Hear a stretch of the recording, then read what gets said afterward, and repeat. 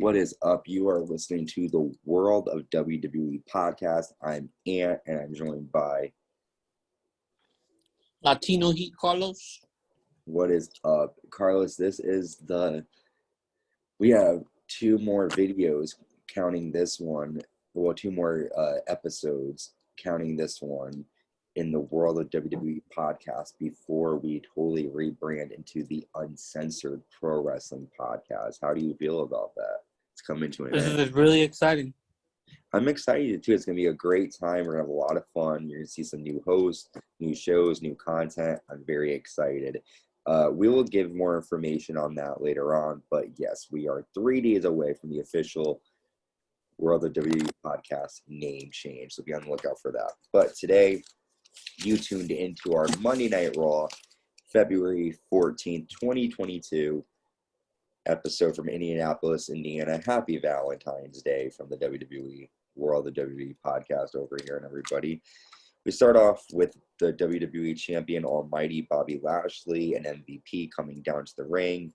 MVP brags about Bobby Lashley winning an Elimination Chamber, and then Seth Rollins comes out and trashes Bobby Lashley.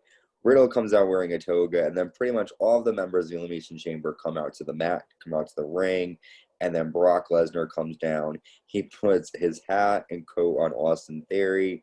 Austin tries to attack Brock, and Brock totally takes him out as the wrestlers leave the ring and watch Brock nail Austin with an F5. And then afterwards, he takes a selfie with Austin Theory. So, Carlos, my question to you, and I guess this might be an easy answer, but it might actually not be for you, is who has the biggest momentum going into Elimination Chamber in the men's match? After Monday Night Raw, I think Brock. Okay. Because of just how dominant he was? Or wait, no. I think more Seth. We'll get into it later on in the show, but Seth. Okay, you think he was... Okay, so we'll find out why later. Okay. I do think that Brock Lesnar looked really great. He's definitely going to be the opponent to beat him and Bobby Lashley because they're both huge powerhouses.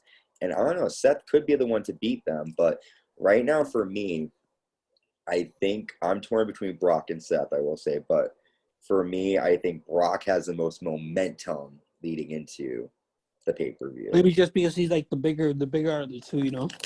Yeah, I think because, like, and I guess for momentum, what I mean by, I guess I'm saying the wrong word. What I mean by is, like, sort of like who is WWE behind? Like, they're really pushing the fact that Lesnar is in this match. So I feel like they're going to give him the momentum. But just because they're doing that does not mean that he's necessarily going to win. But I do think he has the biggest momentum going into the match.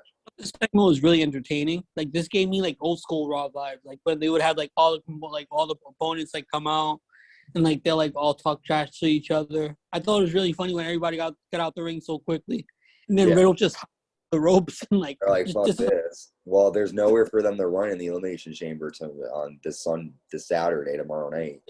That they go to steel floors. Yeah. Oh, I wish that they would have done that. I wish that they would bring that back. But why take that away anyway? Do you know why? People were getting injured too much, landing on them, and it was hurting their bodies too much. So WWE decided to be more safe. Yeah, I hear you, man.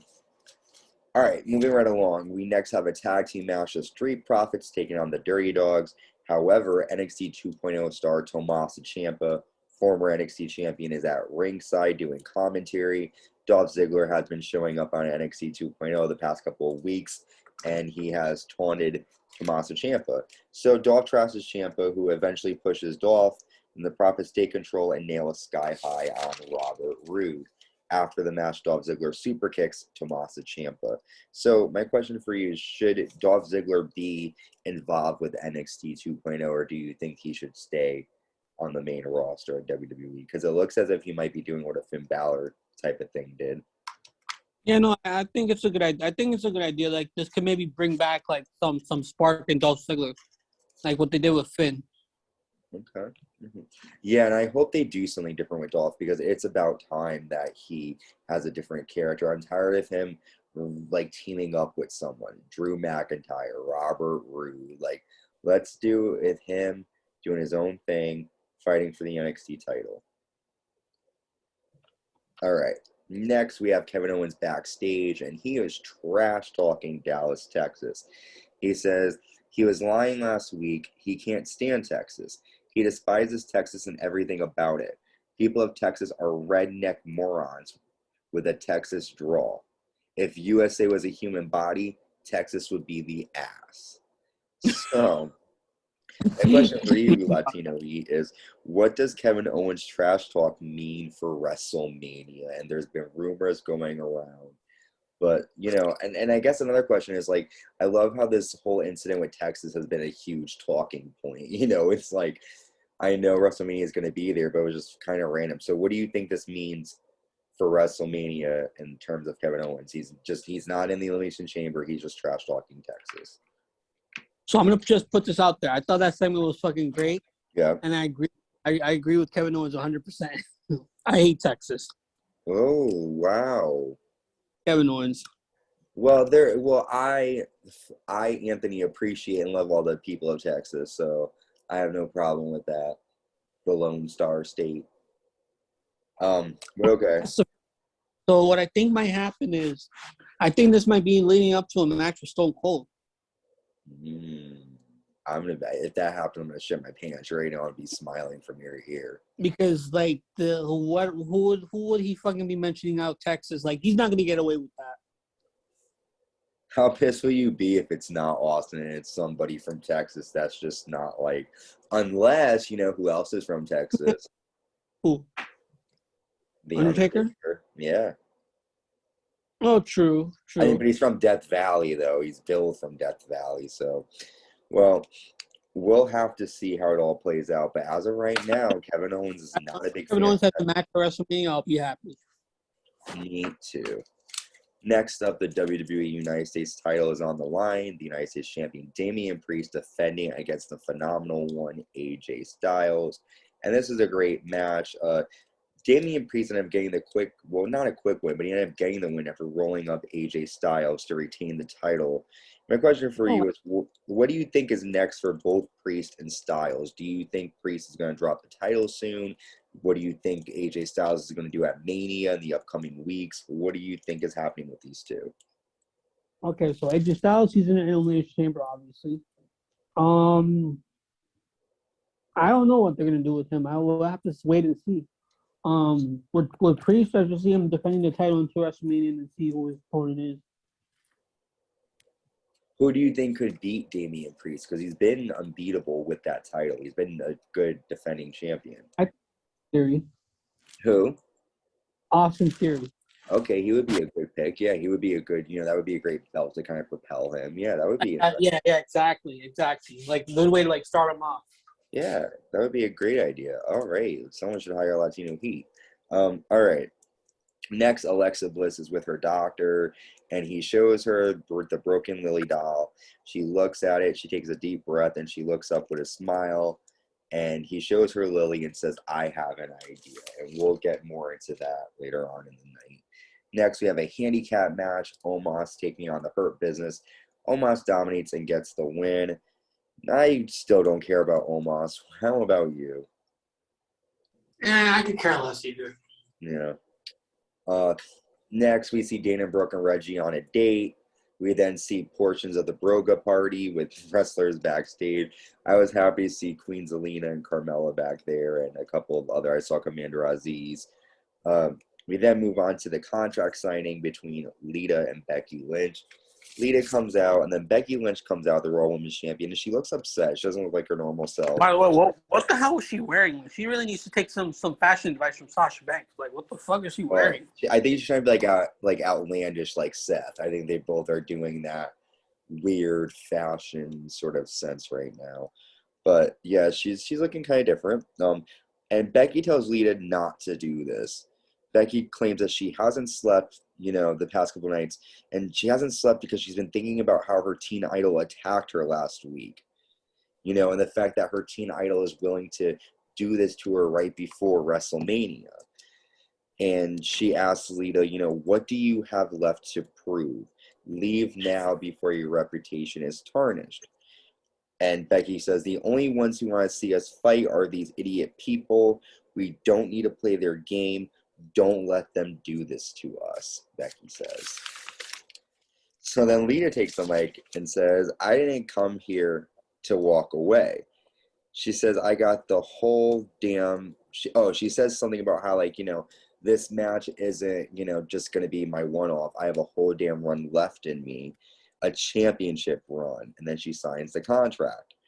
Becky then says, you have no idea what I'm capable of. I will go right for your neck, which, if you are a fan of Lita, you know that she broke her neck a couple years back and has an injury there. She says, when I'm done with you, they're going to remember you with a tear in their eye.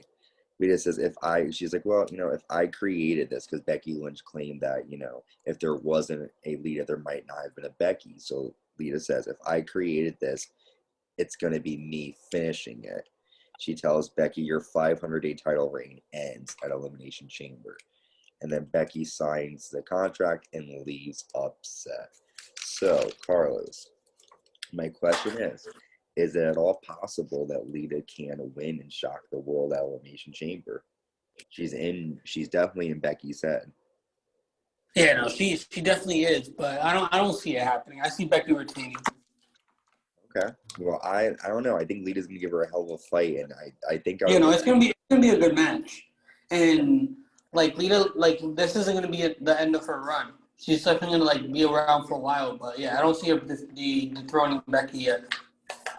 I hope that they have a good match. Like, I know they will, but I hope that WWE allows them to go for a bit longer and see what they do. But speaking of women, we now have our gauntlet match, and it is all the women involved in the women's Elimination Chamber match that has been announced already. And the first match of the gauntlet is between Rhea Ripley and almost a superhero Nikki A.S.H.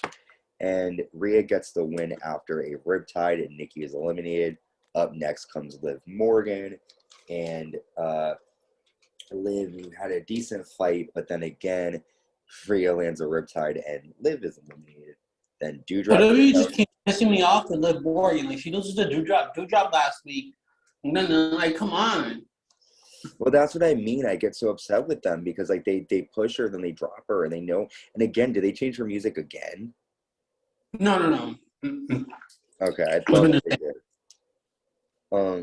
Okay, and so then Doudrop versus Rhea Ripley, and then Rhea ends up nailing a riptide to get the win.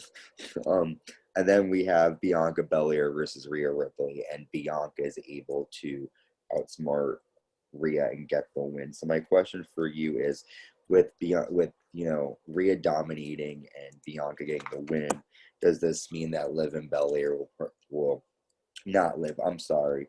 Does this mean that Rhea and Belair will be the final two in the match? They're probably going to last the longest. Okay. And Bianca is the final contestant, so she's gonna be the final one to leave to get out the chamber. Yeah. Okay. All right. Okay. That's what the gauntlet was for, I think. To see who would be last. We then have a moment where we see Alpha Academy attacking Riddle during the Broga party, and then we see Dana Brooke is on the date with Reggie, who ends up screwing over and winning the 24/7 title. All right, now we are going to take a really quick break, and when we come back, we're going to talk about the Mysterios. We're going to talk about if Alexa Bliss is cured or not, and we're going to talk about our main event, Seth Freakin Rollins versus Randy Orton. Stay tuned. Hey, it's Anthony from World of WWE, a WWE podcast. If you haven't heard about Anchor, it's the easiest way to make a podcast. Let me explain. 1, it's free. There's creation tools that allow you to record and edit your podcast right from your phone or computer.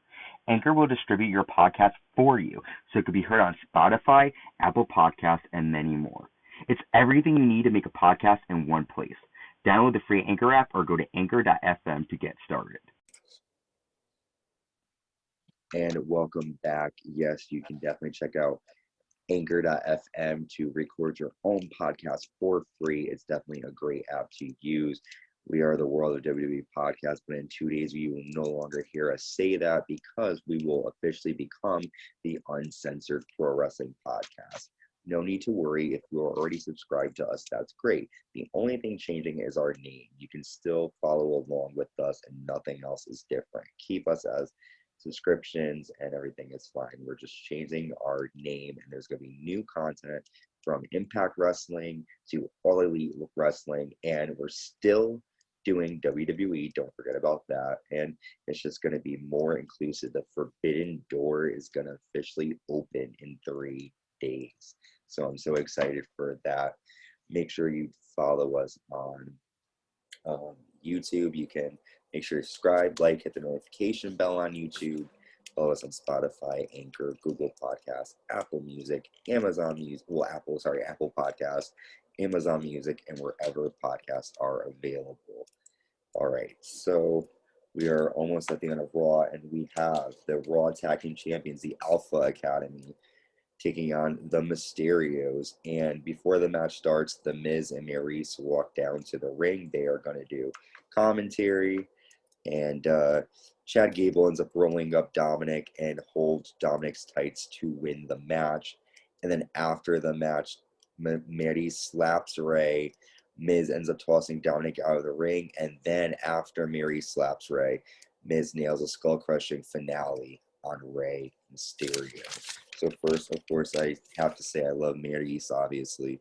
But do you think this is sort of becoming the end of the Mysterios? Is this slowly going to be the evaporation point of their tag team? Hopefully. I'm getting kind of getting tired of them seeing all like together all the time. Like I want to see them go I want to see Dominik go on his own. Yeah, I kind of want to see him like represent his father's legacy without being with his dad, But okay, all right. I'm excited to see Miz and Ray, and I'm excited. Maryse is probably not going to be there. I mean, she's probably going to be home because the way they treat women over there, I don't know if she would be necessarily wanting to go if she's not really an integral part, unless she will be an integral part of the match, which we'll have to wait and see. Okay.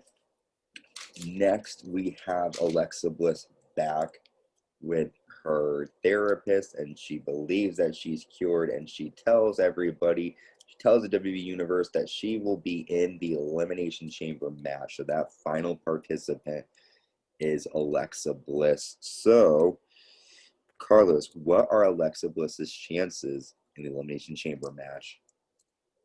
I think her chances are pretty good. I don't see why they would bring her back in her first match and then lose. And then my second question for you is, do you think there's going to be a new, not new character, but do you think there's going to be something different about this Bliss? Do you think it's going to be, what do you think is going to happen? We'll have to wait and see. Okay. All right. Well, that's definitely going to be something to look for. Next, we have Randy Orton taking on Seth Freakin Rollins. And pretty much the Alpha Academy come down, and they pretty much Randy Orton and Riddle attack them on the stage. And then when Randy Orton comes back into the ring, Seth Rollins delivers a stomp, and he gets the win. So, Carlos, I think I know your answer, but I'm going to ask it anyways. Can Seth shock the world and win Elimination Chamber? And when I say shock the world, not because he couldn't do it, but because everyone is pushing Brock and Bobby. Can he be the dark horse to win this match? Yes. 100%, huh? 100%. Yeah, in my opinion, he's been trying to get a belt for so long now, and he's been having so many opportunities, he kept getting screwed out of them. He was supposed to be having a one-on-one match with Big E and turned to a fatal five-way. And then the Roman situation, Roman got himself disqualified. So I think it's about time for him to, Okay. Yeah, I do like Seth Rollins, and I do think, I'm not gonna lie, I do think he has a really good chance of winning. I went with Lashley, but what do I know? But what I do know is Elimination Chamber is tomorrow evening. For us, Eastern Standard Time, it is 12 p.m. It's going to be live from Jeddah, Saudi Arabia. You're going to be seeing some different things. The women are going to be fully clothed. You're going to see some people at ringside with turbans, and it's going to be a whole different experience for a fan who hasn't ever seen a Saudi Arabia show. It's a spectacle for sure. So definitely tune in to Elimination Chamber, and we will see you next week with our next Raw episode. 1929 all the way. Bye, guys.